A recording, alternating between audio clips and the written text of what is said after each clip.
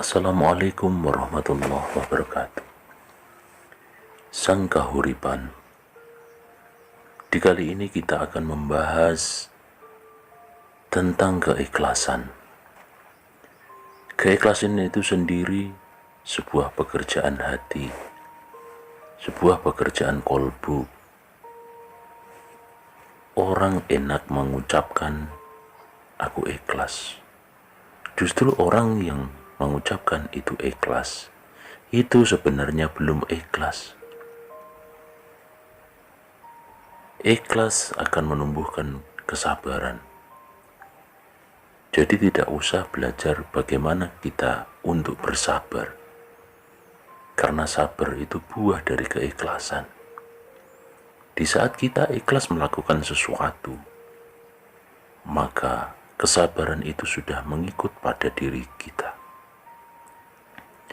Ikhlas merupakan kesucian hati dalam beribadah atau beramal untuk menuju kepada Allah. Ikhlas itu sendiri adalah suasana kewajiban yang mencerminkan motivasi batin kita ke arah beribadah atau perbuatan kepada Allah, dan ke arah membersihkan hati dari kecenderungan untuk melakukan perbuatan yang tidak menuju kepada Allah. Dengan satu pengertian, ikhlas ketulusan niat untuk berbuat hanya karena Allah semata.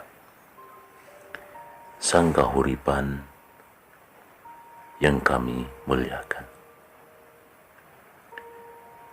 Seseorang dikatakan memiliki sifat ikhlas apabila dalam melakukan perbuatan ia selalu didorong oleh niat untuk berbakti kepada Allah, dan bentuk perbuatan itu sendiri dapat dipertanggungjawabkan kebenarannya menurut hukum syariat. Sifat seperti ini senantiasa terwujud baik dalam dimensi pikiran ataupun perbuatan. Sang Kahuripan. Rukun ikhlas dalam beribadah terdiri ada dua bagian, yaitu hatinya hanya menuju kepada Allah, tiada tujuan kecuali hanya Allah saja, karena sudah dijelaskan. Dan yang kedua, dalam secara zahir dalam beribadah mengikuti aturan akidah pada surat An-Nisa, fikih sesuai dengan syariat Islam. Tadi yang kami sebutkan, kenapa sesungguhnya Allah atau mengerjakan sesuatu, sembahlah itu hanya karena Allah semata, dan jangan kamu mempersekutukannya dengan suatu apapun. Maksudnya, di dalam gerakan kita, di dalam kita melakukan ibadah, tanpa ada embel-embel ataupun itu kita menduakan atau meniatkan selain kepada Allah. Untuk itu supaya amalan kita diterima oleh Allah dan tidak sia-sia, alangkah lebih baiknya kita coba pahami sifat-sifat apa saja yang membedakan kita dalam melakukan ibadah, dengan satu tujuan supaya kita lebih jauh mengetahui kualitas seseorang dalam beramal saleh. Sifat ikhlas itu dibagi dalam 3 macam, saudaraku. 1. Ikhlas awam, yaitu dalam beribadah kepada Allah, karena dilandasi perasaan rasa takut terhadap siksa Allah dan masih mengharap pahala dari Allah. Maksudnya, saudaraku, mari kita kupas. Apakah kita di saat kita ngasih sesuatu pada seseorang, apakah sudah kita niatkan bahwasanya saat kita mengasihi seseorang itu adalah wujud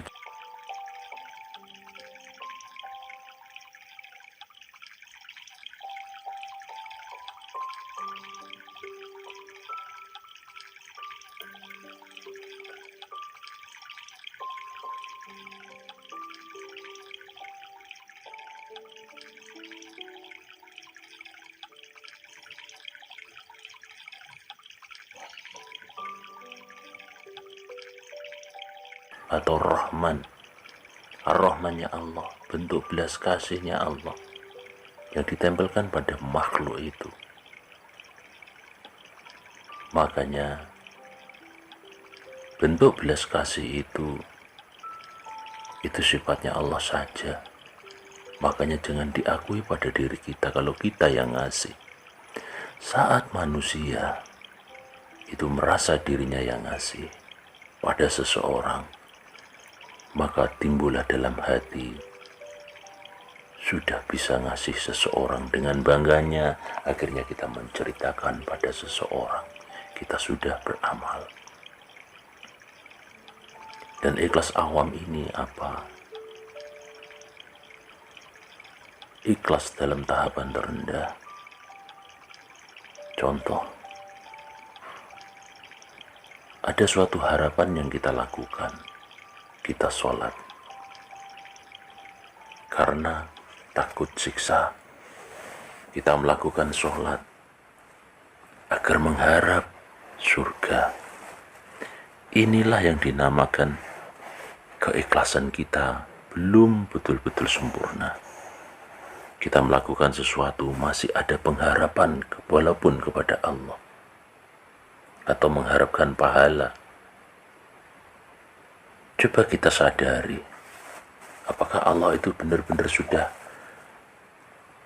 meliputi semua dalam kehidupan kita?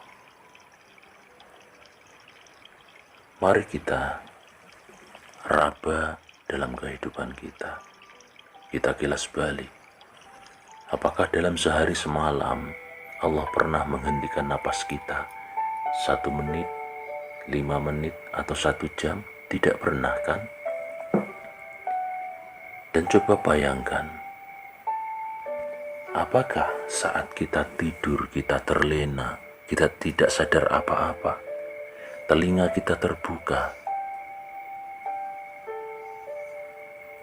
adapun semut bisa masuk ke lubang telinga kita, tetapi apa buktinya?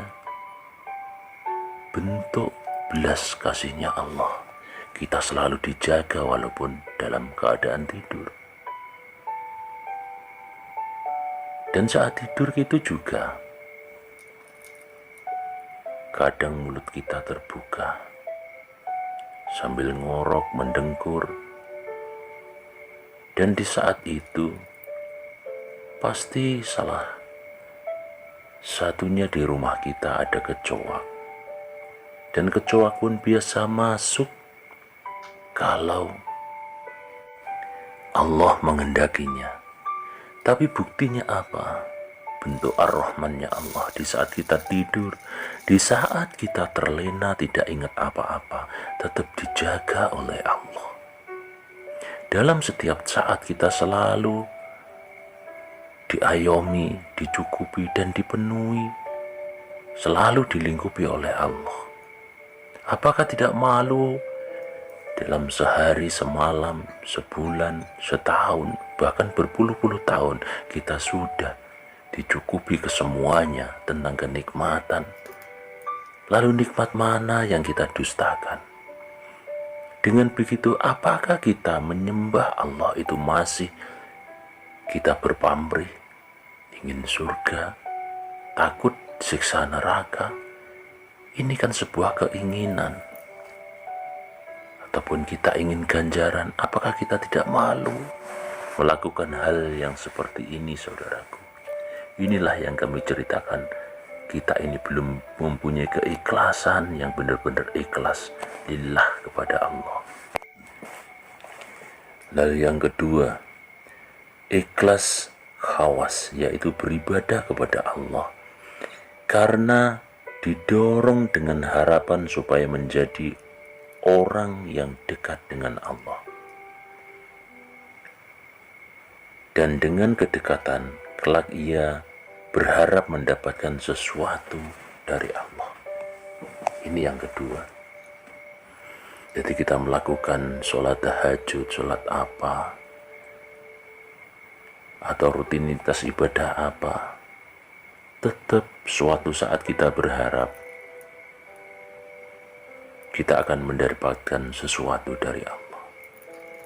ini tetap dalam bentuk pengharapan, saudaraku. Jadi yang dimaksud ikhlas yaitu tanpa harapan.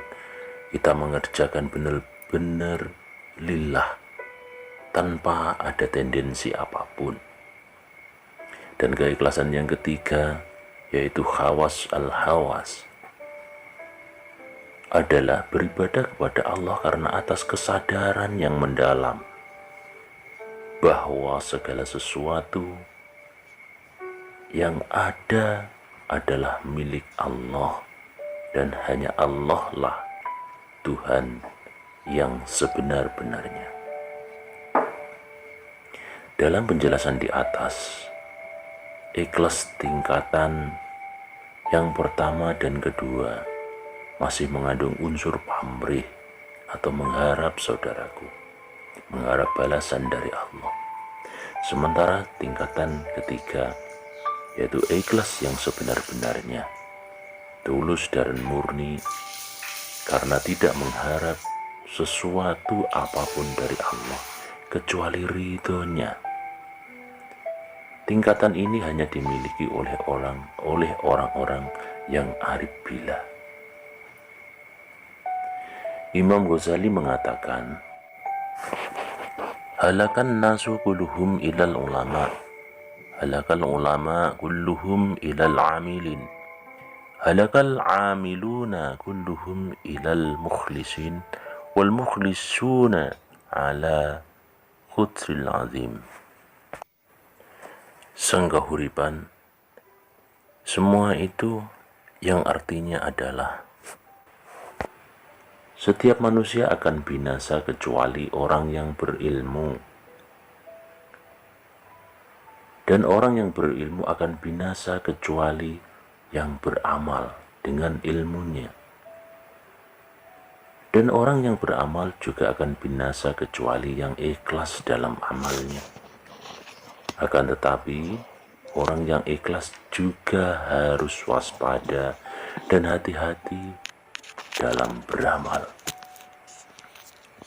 Dalam hal ini hanya orang-orang yang ikhlas beramal yang akan mendapat keutamaan dan keberkahan yang sangat besar, saudaraku. Karena hanya orang yang mukhlis nantinya yang akan meraih keberuntungan yang besar di hari kiamat, yaitu surga Allah yang penuh dengan kenikmatan. Meskipun dia harus banyak bersabar, terlebih dahulu ketika di dunia. Sanggahuripan sudah dijelaskan di dalam Al-Quran tentang keikhlasan di dalam surat Al-Ghafir 14 yang berbunyi, Fad'ullaha mukhlishina lahudin walau karihal kafirun.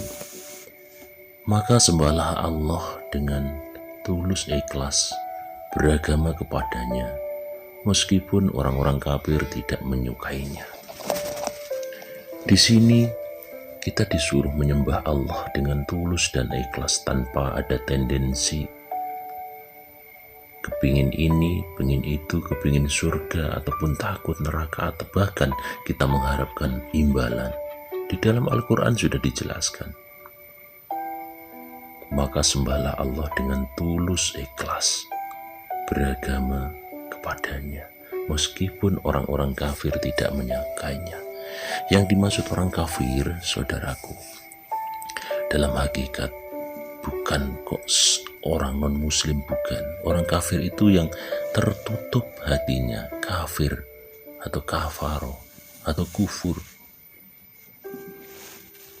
Tertutup hatinya melihat selain Allah. Ada tutupan sekat tebal yang menutupi dinding-dinding kolbunya untuk mengenal Allahnya. Itu yang dimaksud, saudaraku. Tetaplah kita beriman kepada Allah dengan keikhlasan tadi. Di dalam tahapan syariat tidak salah kita ibadah mengharap sebuah imbalan, mengharap apa yang kita inginkan, mengharap apa yang kita lakukan dibalas oleh Allah di dunia ataupun akhirat. Contoh, kita sholat duha agar rezekinya banyak, kita sholat tahajud mengharap sesuatu yang diinginkannya cepat terkabul atau dipenuhi oleh Allah. Inilah saudaraku yang dinamakan bentuk keikhlasan kita masih tahap syariat. Tetapi kalau sudah masuk ke hakikat saudaraku, kita malu kepada Allah kalau semua sudah dicukupi oleh Allah. Tentang mata kita bisa melihat keindahan dunia dan semua anggota tubuh kita sudah diberi sempurna sama Allah. Bagaimana kita bisa mewujudkan terima kasih kepada Allah? Apakah cuma sebuah ucapan saja? Tidak cukup saudaraku. Maka dengan itu kita inna lillahi wa inna ilaihi rajiun. Hati kita, kolbu kita kembali kepada Allah secara sempurna saudaraku. Dengan melakukan sesuatu gerakan, sesuatu ibadah, tetapi kita selalu ada tendensi minta ini, minta imbalan ini dan itu. Apakah kita tidak malu saudaraku? Jadi ini saya mengajak kepada kita semua, kita sebagai makhluk yang sudah dikasih sempurna daripada makhluk lain. Bagaimana wujud terima kasih kita kepada Allah Sang Pencipta? Yaitu dengan bersyukur dan melakukan sebuah gerakan ataupun gerakan badan, gerakan jasad ataupun gerakan batin atau roh kita secara ikhlas kepada Allah Ta'ala. Tiada tendensi apapun. Itulah yang dibilang lillahi ta'ala, dalam niatan semua karena Allah saja.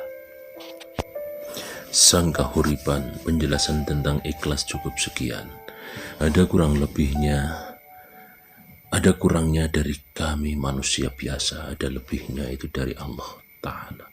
Karena kesempurnaan cuma milik Allah. Akhirul kalam, ihdinas siratal mustaqim.